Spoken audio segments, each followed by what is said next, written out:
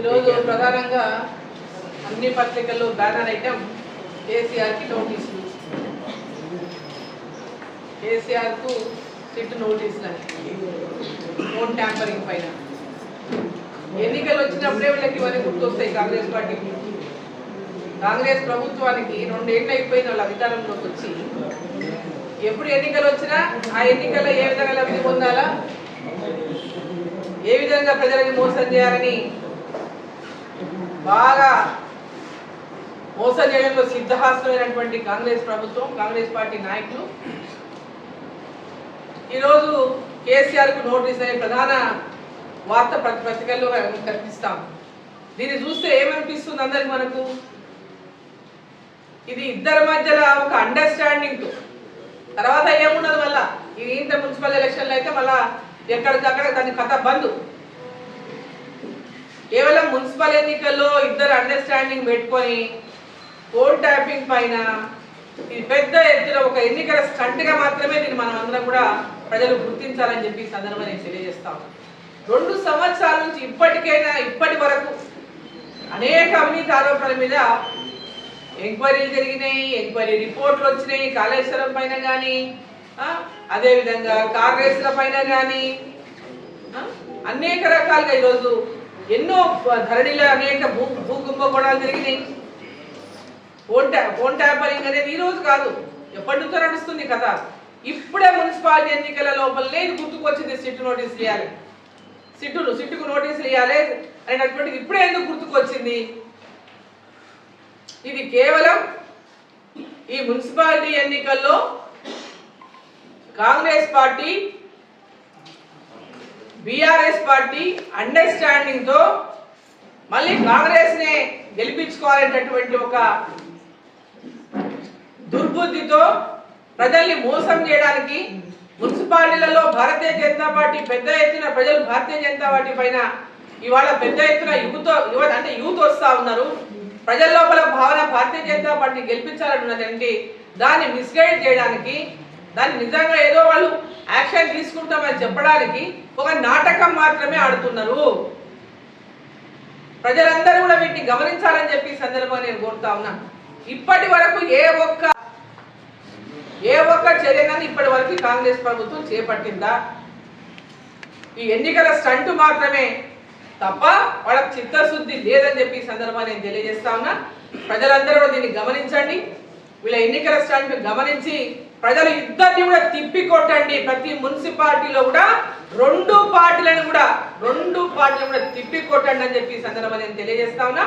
ఈరోజు urban areas లో కానీ, ఈరోజు ఇన్ఫ్రాస్ట్రక్చర్ కానీ, రోడ్లు కానీ, రైళ్లు కానీ, అనేక అభివృద్ధి పనులు, విద్య కానీ, వైద్యం కానీ అనేక రంగాల్లో ఈరోజు నిధులు ఇస్తున్నది అంటే కేంద్ర ప్రభుత్వం నిధుల ద్వారానే ఇలా మున్సిపాలిటీలు అభివృద్ధి జరుగుతూ ఉంది.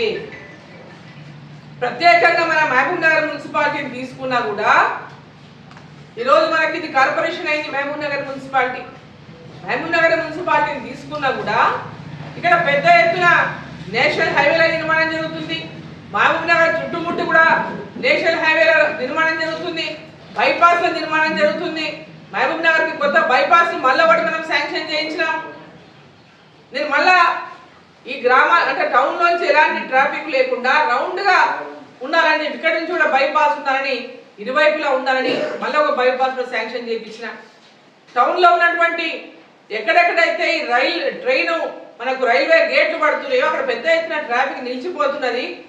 కాబట్టి రైల్వే ఆర్ఓబి కావాలి ఇక్కడ అని చెప్పి ప్రతి ఒక్క ప్రాంతం వాళ్ళు వీరన్నపేట కానీ, తిమ్మసానిపల్లి కానీ, బోయపల్లి కానీ, టీడీగుట్ట కానీ, అదేవిధంగా మోతీనగర్లో ఫుట్ఓవర్ బ్రిడ్జ్ కానీ, దేవరకద్రలో అంటే అక్కడ ఆల్రెడీ ఆర్ఓబి ఉంది దేవరకద్రలో. కానీ ఊర్లో ఉన్నటువంటి వాళ్ళకి దాటాలంటే ప్రతిసారి చాలా ఇబ్బంది పడతా ఉందని అక్కడ కూడా లో హైట్ తో మనం సబ్వేని అక్కడ నిర్మాణం చేపట్టాలని అది కూడా శాంక్షన్ అయింది దేవరకద్రది.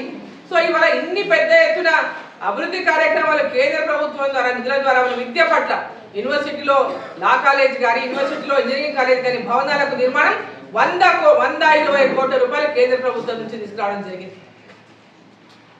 ఈరోజు నవోదయ స్కూల్ తీసుకొచ్చినాం మన జిల్లాకి. అదేవిధంగా అనేక అభివృద్ధి కార్యక్రమాలను ఇలా మనం పర్సుయేషన్ చేస్తూ ఉన్నాం.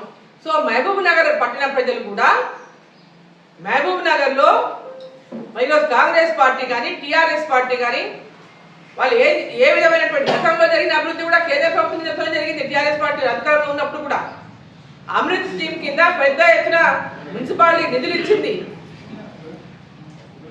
మున్సిపాలిటీలో దాదాపు 100 కోట్ల నిధులను కేంద్ర ప్రభుత్వం ద్వారా ఖర్చు పెట్టారు గతంలో ఉన్నటువంటి టీఆర్ఎస్ ప్రభుత్వంలో హయాంలో కూడా. సో నేను ప్రజలందరినీ నేను కోరుతా ఉన్నా, మహబూబ్ నగర్ పట్టణ ప్రజల్ని మొట్టమొదటిసారిగా ఇది కార్పొరేషన్ అయింది మహబూబ్ నగర్ టౌన్. దీనికి అన్ని పక్కల కూడా అభివృద్ధి ఈరోజు కేంద్ర ప్రభుత్వం ద్వారా జరుగుతుంది. కేంద్ర ప్రభుత్వం ఇంకా జరగాల్సింది చాలా ఉంది. కాబట్టి దీన్ని మీరందరూ కూడా పెద్ద ఎత్తున ఆశీర్వదించండి.